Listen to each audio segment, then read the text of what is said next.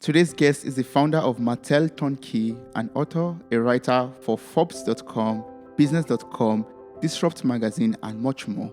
He hosts the Break Away from the Rat Race podcast and is a real estate investor. How are you doing, Eric? Very good, Toby. How are you doing? I'm doing fine. Thank you so much. Thank you so much for joining me today on this episode of Mirror Talk podcast. I really appreciate you being here, and I'm looking forward to everything I'm going to learn from you today. But before thank you for inviting me. Thank you so much. But before we jump into the discussion for today, can you please tell me about your life journey so far? What have you gone through to life that brought you to this point? In terms of real estate journey, I mean, it really started when I was 18 years old. So I was still at university, my second year of university. And I bought my first apartment building, an 8-unit apartment building, no money down, with positive cash flow. And so that was, quite an accomplishment. And when I did that is because I had met an investor, a real estate investor, and he basically was just a regular guy. He was a community college teacher, and he had built a 36-unit apartment building, and he had other kind of investments that he was going on. And he was still teaching because he enjoyed teaching, but he had like passive income coming from his apartment building. And so I knew I had to latch onto that. I mean, because my family was pretty much working the 9-to-5, living paycheck to paycheck. I mean, we were not poor, but we were certainly not rich. And everything we wanted, I mean, my parents had to save for months in order to buy a new car or to go on trips. So I knew that that's not the life I wanted. And when I met that real estate investor, I mean, that really, like, I knew I had to latch onto him and get everything that I could from him. And that's what's kind of set me on that journey of, I would say, real estate, but also more like entrepreneurship. Really learning that I can make money without having a full-time job, and I can make passive income. But I was studying as an actuary at the time. So to become an actuary, an actuary is basically someone that specializes in financial risk, calculate the math of financial risk.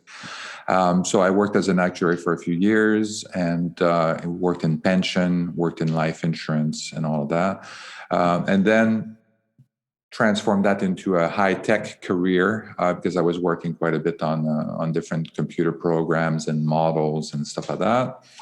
And joined Silicon Valley and moved to San Francisco Bay Area in 2000 with my family.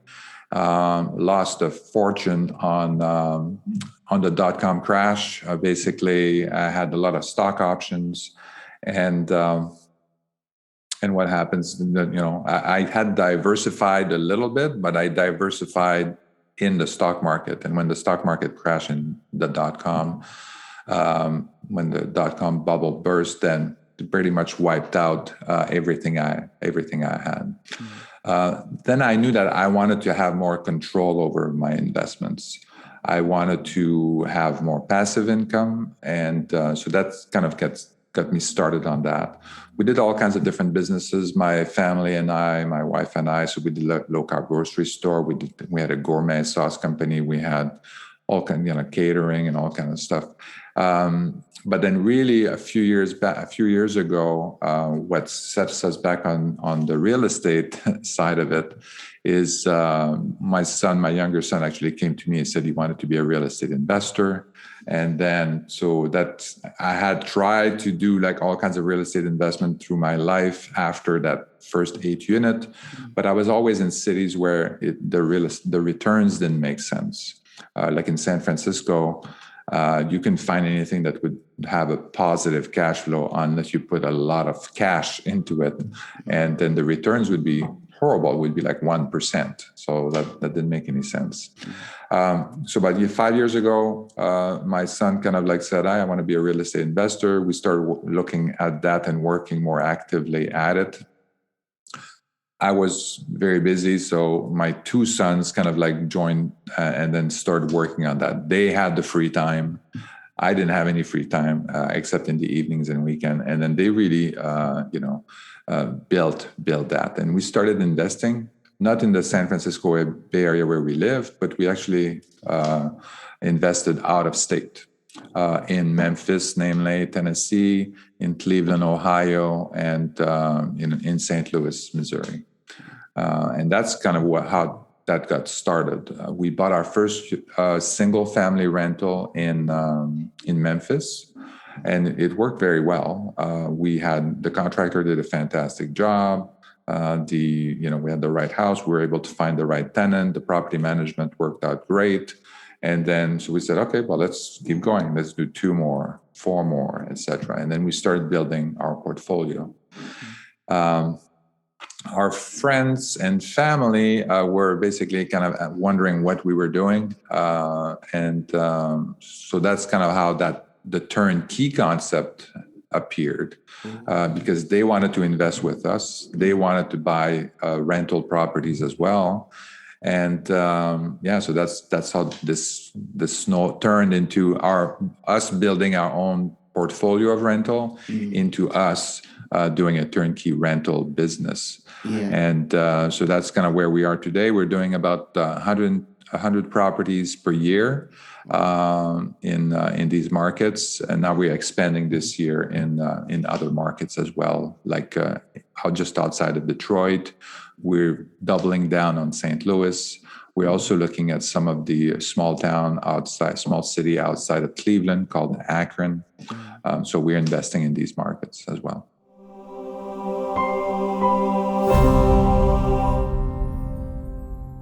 How can I find my first investment property? Well, you go on our website, obviously.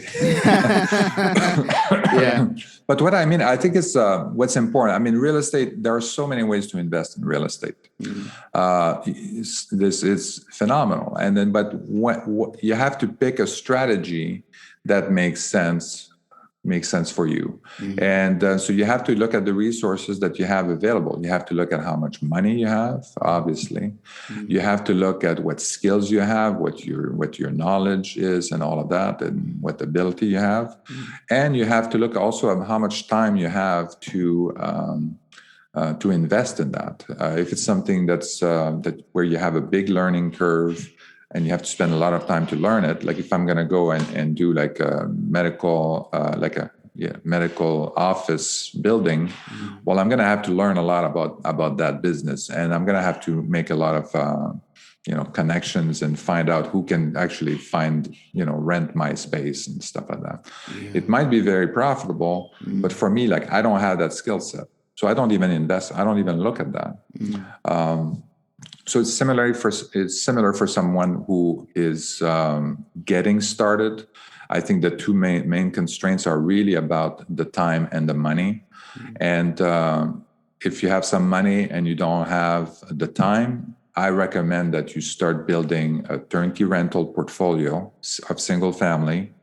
And then once you achieve your financial freedom, you're at a point where you're like 80% of your expenses are paid by your by your rentals, then you have more flexibility. You can take some time off from your job. Maybe you can kind of, take 6 months off and then kind of spend more time on the real estate side. You can also quit your job, adjust your expenses temporarily to dedicate yourself to the real estate investment.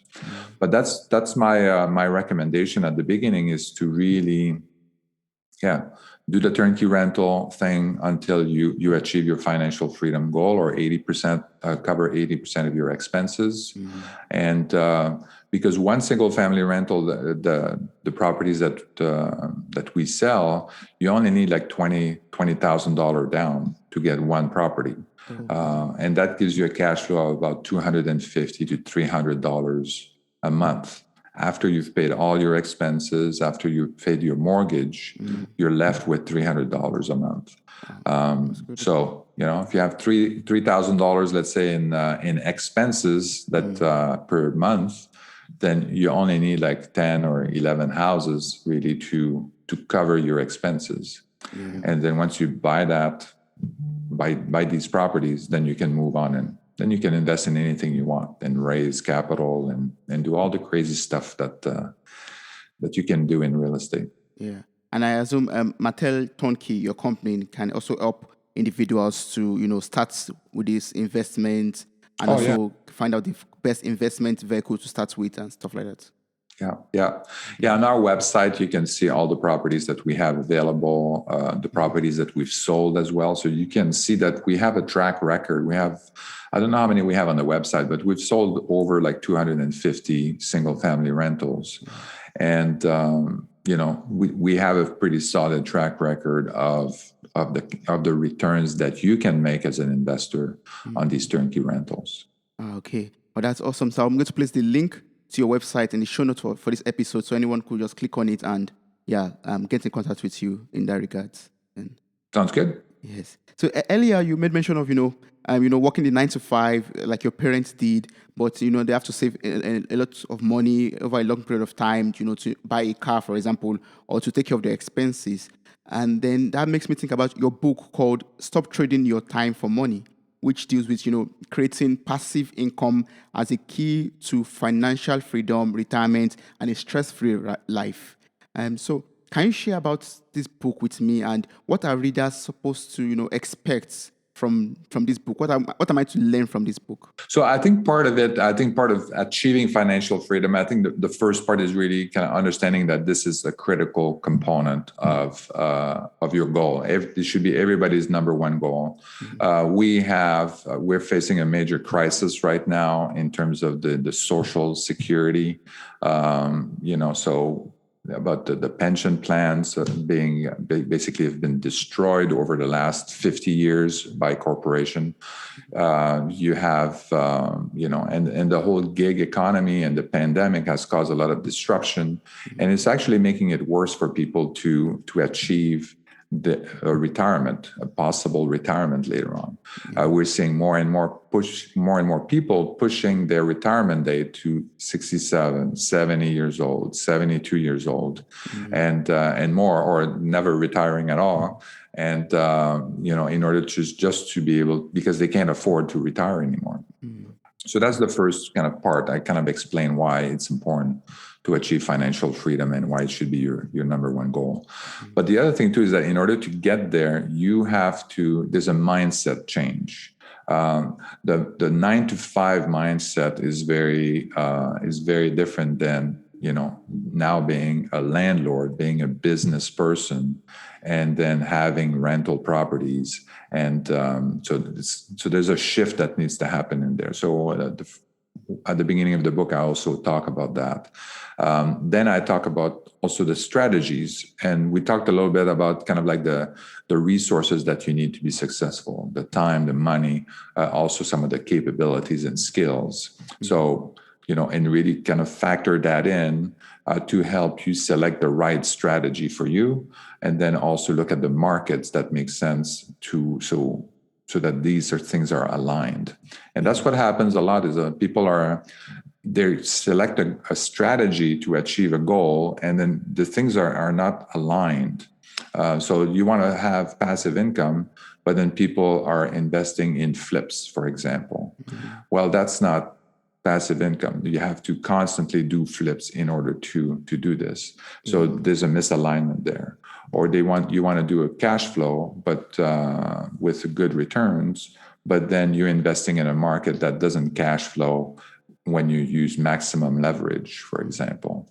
So finding the right market also needs to support that strategy. So I talk about all that in my book, and really help people focus on the right strategy for them, the right market, and really help kind of visualize or emphasize kind of like the areas, the gaps, basically. So if you don't have that much money, or you don't have money to do this, then you have to kind of spend a little bit of time to figure that out. Friends and families and stuff like that, or how do you raise money to get there? Finding the right market, how to set up the criteria for that. And then in terms of skills, then how do we compare performance between different investment? A lot of people, a lot of new investors that I've talked to, they seem to be focused on, I made $10,000 on profit on this deal and stuff like that. And okay, that's nice. At least you didn't lose money. But more importantly, you want to know, okay, well, how much did you invest in order to get that? So the relative performance, I think, is very important, so that you can spend your time on the right investment. So if you have an investment that where you have to spend $500,000 to get $10,000 in profit, and you compare that to another one where you have to spend $30,000 to get $10,000 in profit, then it's pretty obvious which one you need to pick. And so that's why I talk about some basic skills like that on measuring performance, on the return on investment, and all of that. And basically balance sheet, P&L. Also, I spend a little bit of time on that, just at a very high level, so that people have a basic understanding of that. But so these are the skills that you need. And that's part of that shift that you have to do from the 9 to 5 into the business world. Yeah. So I was going to ask that question also. Like, how do I change my mindset from, trading my 9 to 5 for a paycheck to, carefully and, managing my time in a way that I could make use of it for my investment, for my businesses, and, generating passive source of income? How do you shift that mindset? How do you change that mindset from, I just have to give my 9 to 5 away for my salary at the end of the month, to actually taking this whole 24 hours of mine and using it to generate a source of income for myself? Yeah, so that's a good question. And I think you have to make a decision at one point. You have to decide and look at your current 9 to 5 job. Is that job getting you to where you want to be? Right. So if it is, I haven't seen a job that does that, but if it is, then you're fine. If it's not, then you have to make a decision and say, well, I need to make a change. I need to do this thing. I need to make financial freedom my number one goal. So, and that means being a business person. So then you want to be business person first. So same way, like when you decide that you want to play guitar, then you say, okay, well, I'm going to do this. I'm going to learn about guitar. I'm going to do some things. I'm going to learn these things and these songs and blah, blah, blah. Right. So that's the same thing with this. You have to make the decision that this is something that you must do. You get the skills that you need to do that. You find the strategies, and you start looking at more and more deals, and understanding that. And then you want also to kind of shift that position as well, so that too often I talk to new investors, people that are starting in real estate, and they still have a full-time job. And when they introduce themselves, they say, "Oh yeah, I'm a software engineer, whatever, and I do this on the side. I do real estate on the side." It should be the other way around. It should be, I'm a real estate investor, and then I do my job on the side just to pay the bills, and until my real estate career takes off, and I do that. So think of it as an actor. You go to Starbucks to meet actors, and then when they introduce themselves, they don't say I'm a barista. They say, "Oh, I'm an actress. I work at Starbucks to pay the bills." So it's the same thing with a full-time job too. But it's really shifting that and really say, this is who I am now. I'm a real estate investor, and then I'm doing this as a software engineer, whatever job you have, just like until I make it. And that's kind of changed your focus a little bit. You change your perspective. And it also lets a lot of other people know that, this is what you're interested in. This is you're a real estate investor. So maybe let's talk about real estate. And you have different conversation with people and you network with different people than if you say that you're an engineer and stuff like that, and then then you're going to talk about engineering. And you're going to network with engineers. Yes, that's true. Dear friend, you can grow your personal and business brand by creating a strong network through podcasting. Create real human connections, have the ability to share your story and interesting point of view. To get started, you can make use of the special offer for friends of this podcast, which is on kitcaster.com/mirror. kitcaster.com/MIRROR.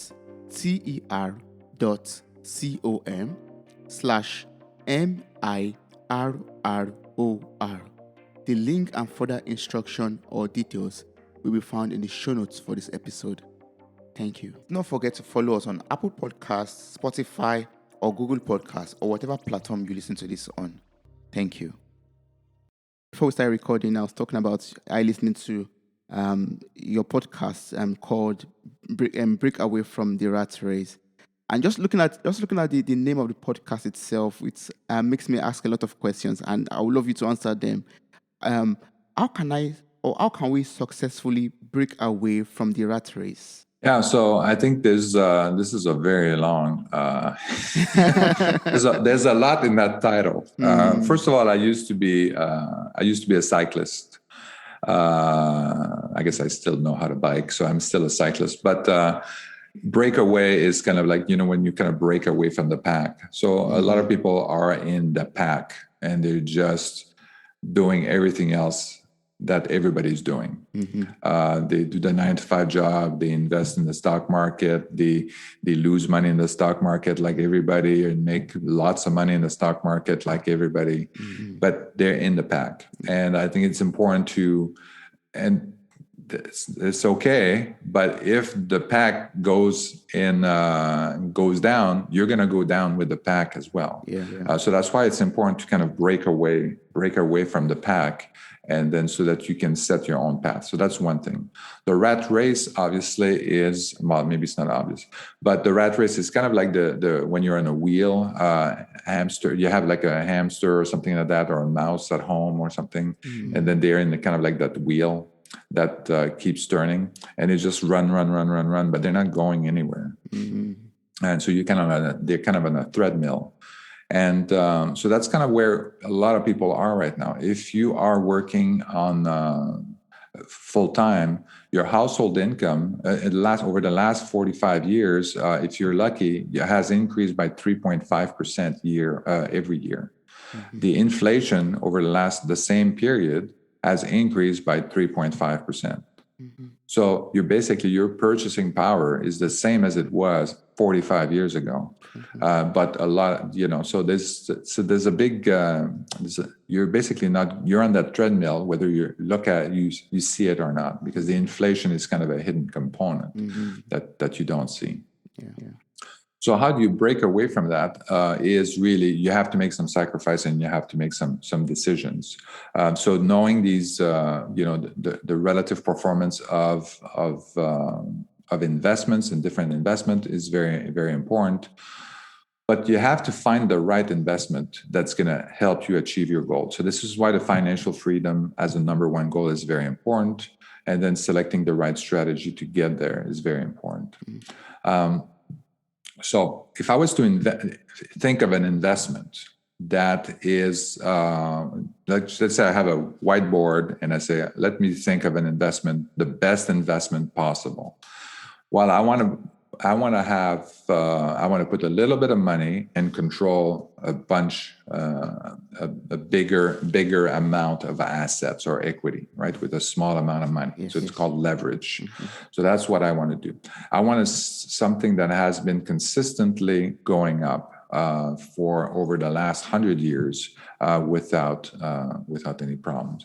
I want to have something that's going to give me positive cash flow every month or even every year. I want something that has tax benefits for not only on the cash flow itself, but also if I want to sell and I want that asset and there's a capital gain, I want to be able to protect, defer, or not pay taxes on that capital gains. Any investment like that, I mean, there are some investments that are pretty close. I mean, you can look at stock options where you can, with a little bit of money, you can control a lot of stock, but there's no tax benefit. When you sell the stock option, you're hit by a shortened capital gains tax right away.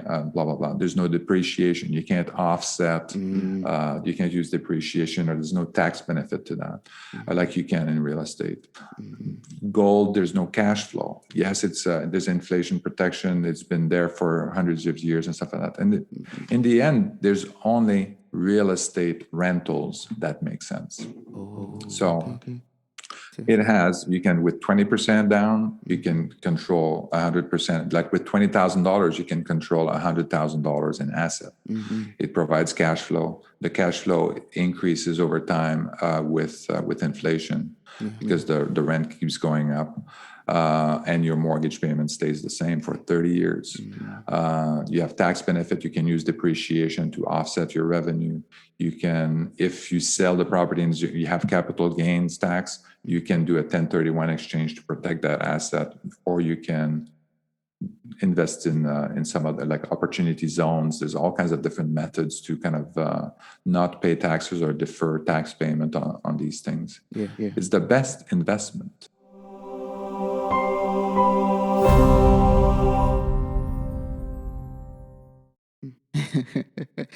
Yes.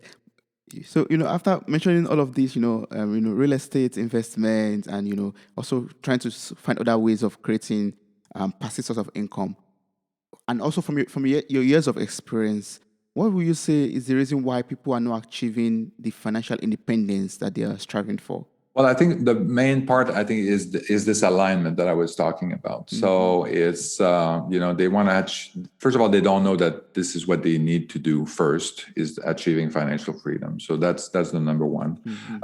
Then you want to have everything aligned. So you want to have your investment strategy to be aligned with that. You want to make sure that you have the right market, the right resources, the right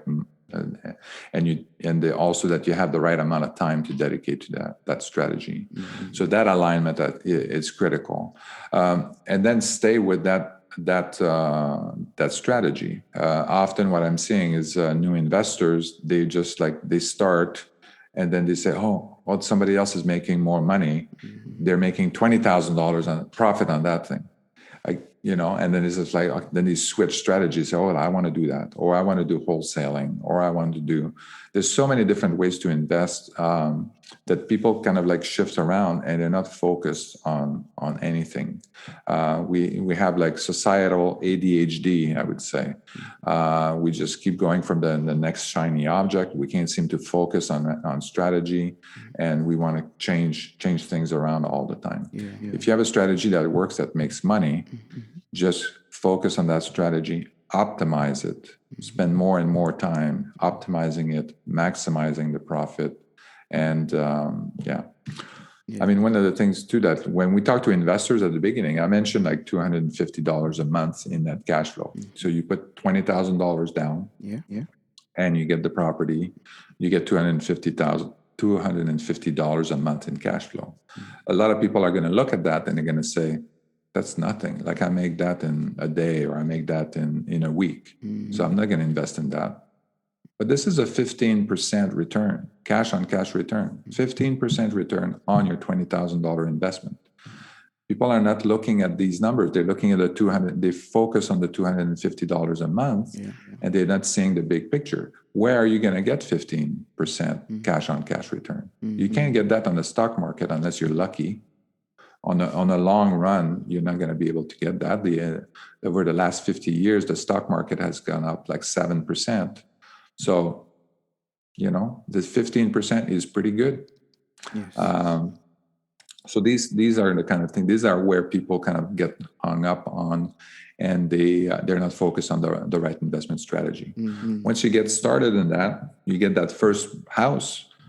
Then you start getting also tax benefits associated with that. You get to deduct interest and stuff like that. Now you're a business person, so the room or the living room that you are working in is could be tax deduction. Because you can you're using it for business. So now this is my office, and I can deduct part of it on my income tax. So there's a lot of tax benefits associated with that as well, and that's setting you on the right track. It starts small, and then you build on that success, and then eventually, after not that many houses and not that many years, you can be there. You can achieve financial freedom. So what I'm understanding now is that we should always think long term, always plan for long term goals, not just I just want to make some quick money on my cash or something. Yeah. Right, because I think a lot of people they want to have the pill, and then they just like, okay, I want to have that like next year. I said, well, you can totally have that next year. You just need to have the cash. Yes. If you don't have the cash, then you have to build on that over time. But I have some young investors that they probably like a 30 or 35. And so we started breaking down his goal of achieving financial freedom. We looked at his expenses per month and say, okay, you spend this much money. You spend, $2,500 a month, let's say, in expenses. Okay, so you need like 8 houses. And he said, that's it? 8 houses? I can do that. Like, so his plan right now is like in a couple of years, 2 years, he's going to be there. He's going to be financially free. And he said, well, but I love my job. And he said, you can still do your job. Of course. If you like it, yes. You can still do your job. But at least now you have the freedom to say, hey, if you get fired, the economy doesn't go well, you want to take 6 months vacation or a sabbatical or whatever, then you have the flexibility to do that. True.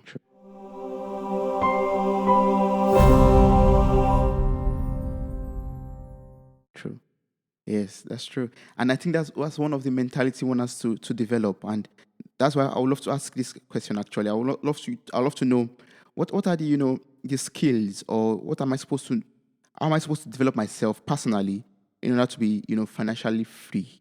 What am I supposed to do? Are there some things I'm meant to do in my daily life? Are there some personal things I'm supposed to work on in order for me to, become successfully free financially?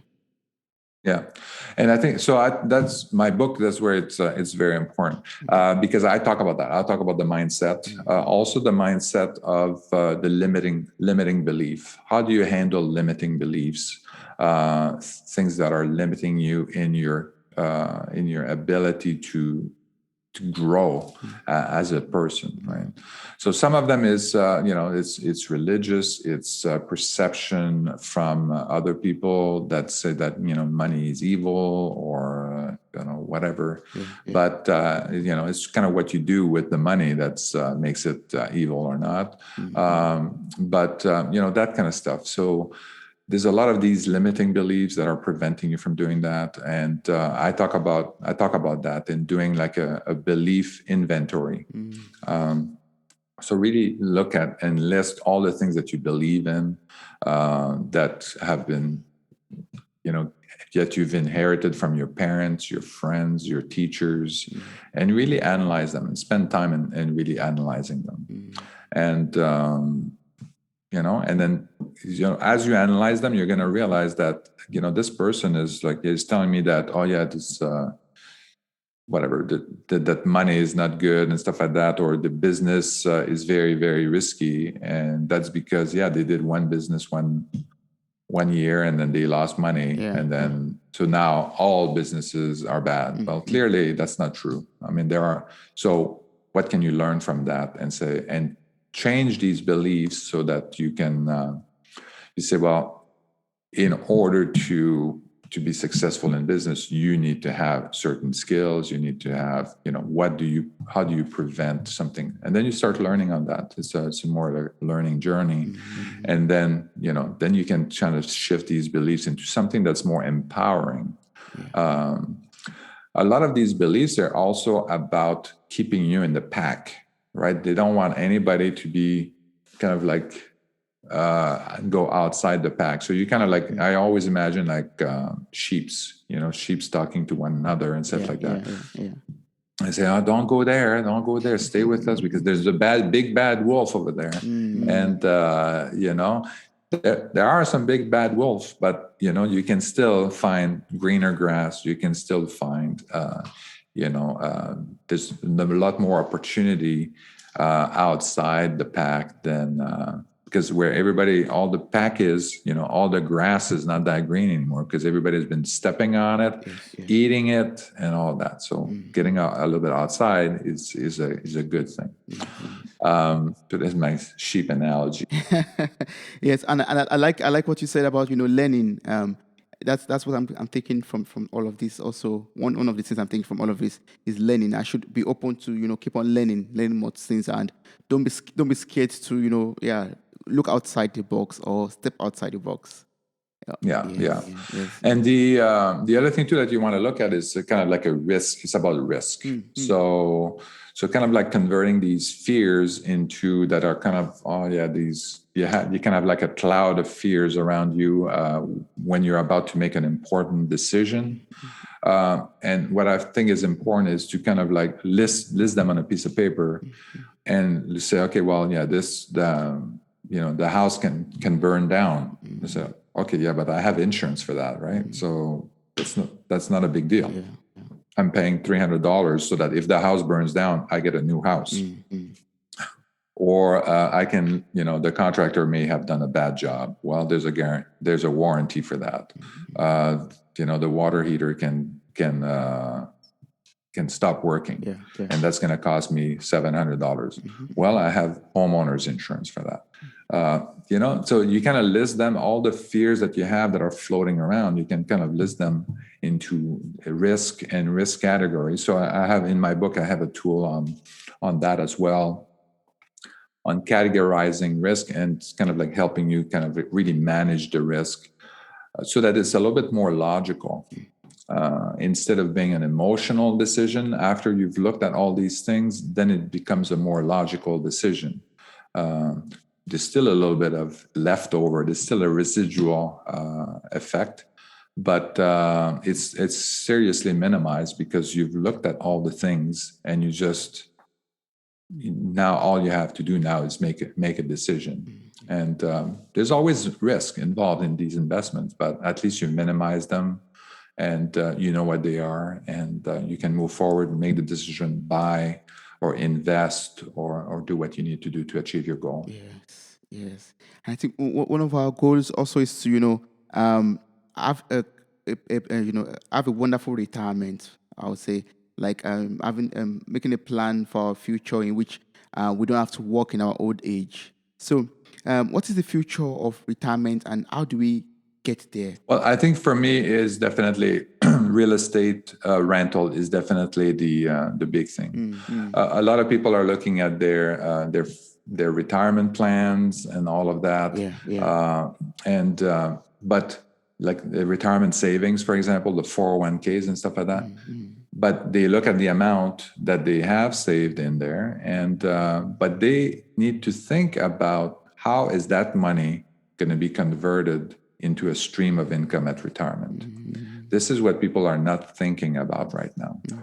They're just thinking about accumulating money because Wall Street told them that they need $1 million in order to retire. And you may need $1 million. You may need less than that and much less than that. And it really depends on how much you need to live. So you need to look at your expenses, and I'm not talking about being frugal. I'm talking about just look at your expenses, and then how much do you need to live well and travel and all that kind of stuff. And then look at how much Social Security check you're going to get, like the old age Social Security, how much you're going to get. You can actually go online to the SSA, Social Security Administration, and figure out how much you can make. If you have a pension plan, like a corporate pension plan, then you can say, okay, well, take that off as well.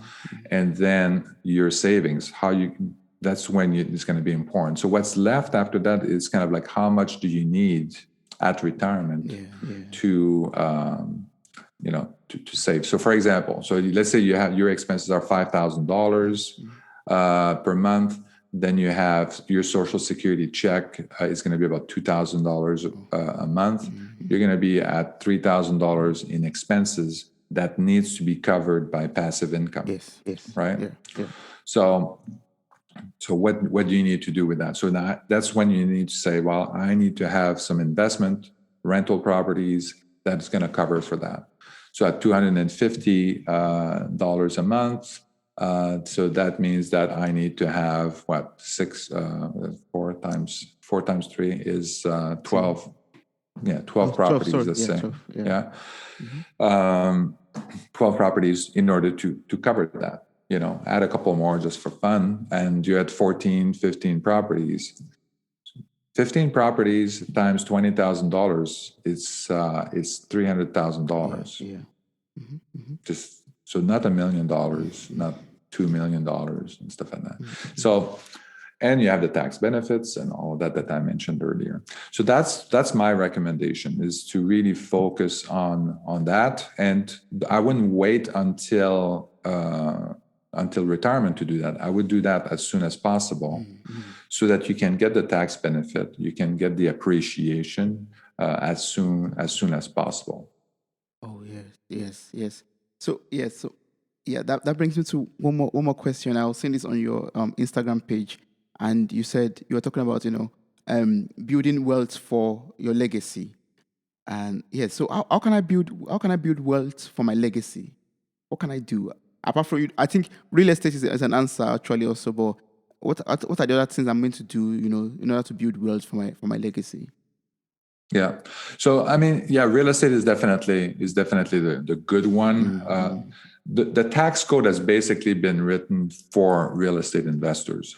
So a lot of it is very helpful. There's all kinds of strategies to mitigate the taxation when you're passing that down to your children. But that's a great way, because it's easy to pass that on to a future generation. It builds asset, it builds equity, and then it gets passed on. You can pass on gold and silver and cash and stock investments as well. But there's one in particular that is not very good, is the annuity. So there's still a lot of people that are doing they're buying these annuities. The annuities the payout on these annuities is about 3%. So you put $1 million in there, you're going to get $30,000. Is that right? Yeah, $30,000 a year. Okay. That's ridiculous. Right? $30,000 a year. If you die a few months later, you're going to end up you've lost the $1 million. There's no legacy to your children, and all you've got is a couple of payments. So there are some riders that you can buy from the insurance company and say, well, I want to make sure that at least I get my premium back, my $1 million of premium that I gave you. I want to make sure that at least I get that back and stuff like that. But then if you do that, then they're going to reduce the amount that you get paid. So instead of getting paid at 3% payout, now you're going to be at 2% payout. Instead of $30,000, you're going to get maybe $20,000 a year in order for that privilege. But this is, and we've just talked about the example, for $3,000 a month, you need only $300,000 to get there with real estate, and it's easy to pass on to a legacy. Yes. Wow, that's amazing. So, from everything I've been able to learn from you today, I mean, it has been a lot. But as a closing remark, what would you say are the things that one needs to do in order to be financially free? One is creating a passive source of income through rent, through real estate and renting out to people. And but what would you say? I as a young person, or anyone that's listening out there that is very young and is still saving up money for real estate, what can he or she still do in order to target that goal of financial freedom? Yes, I think the number one thing is really to kind of like look at your expenses. A lot of people don't have that much savings. I mean, to get started in these turnkey rental properties, you need $20,000, right? So that's the one thing. Some people don't have that. So you need to really look at your expenses. These are the things that you control, and then think about that. And really, I use Mary Kondo. Do you know Mary Kondo? She does she looks at at a house and stuff like that, and all the objects and all of that, and declutter the house by looking at things that just only keep the things that are making you truly happy. Yes. So it's the same thing with expenses. Only pay for things that are making you truly happy. We spend so much money on things that just because we've liked it like 2 years ago, and we didn't cancel the payment, we didn't cancel the cable, we didn't cancel the special sports package or whatever, or the movie package and stuff like that. But we're still paying for it. We've been paying for it forever. We still have the expensive landline and all that kind of stuff. So. Yes. So whatever you do, I mean, there was a while back, I don't know if you have time for a story, but I looked at the cable. I cut the cable, the TV cable, like a while back. I was getting from them I was paying $350 a month in cable. So that was a TV, high-speed internet, the phone. With the TV, there was a couple of sports package, and I think there was like a movie package or something like that. But $350, and I was just curious. I was thinking about cutting the cord, which was basically get rid of the cable TV and just keep the high-speed internet.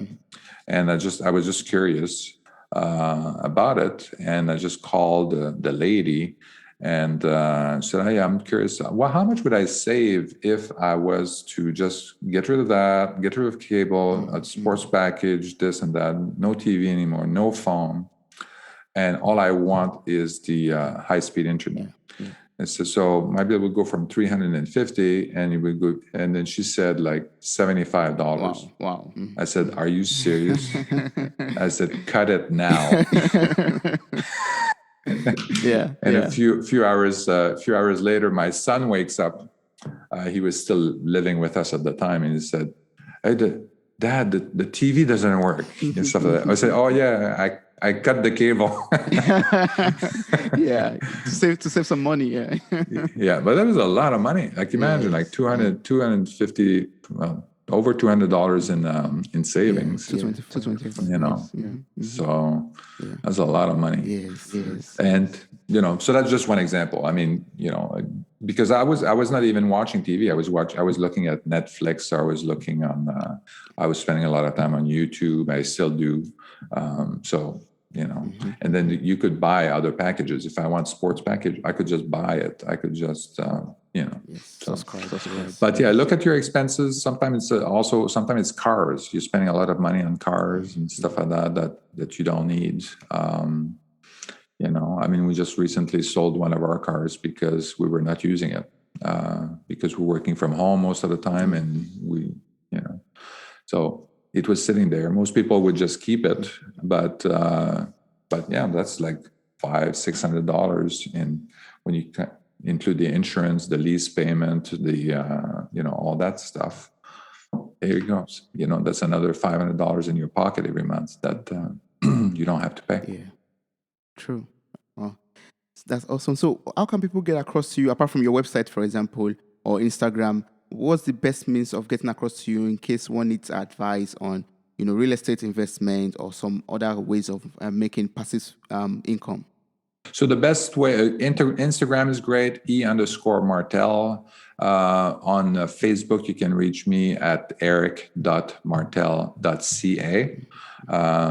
And then I also have like a group in there, like a Facebook group. So it's Retire Early Through Real Estate. I also, my website, marteleric.com. In there, you're going to have all everything, links to the books, links to the other social media, YouTube channels, and all that good stuff as well. Oh, that's awesome. So I would encourage everyone to visit your website and get your full detail and and your information from it, and also get across to you as much as possible. Thank you so much for your time. I really appreciate it. And I'm looking forward to reading your book. And I encourage everyone out there to also pick up a copy and learn how to create a passive source of income for yourself. Thank you so much.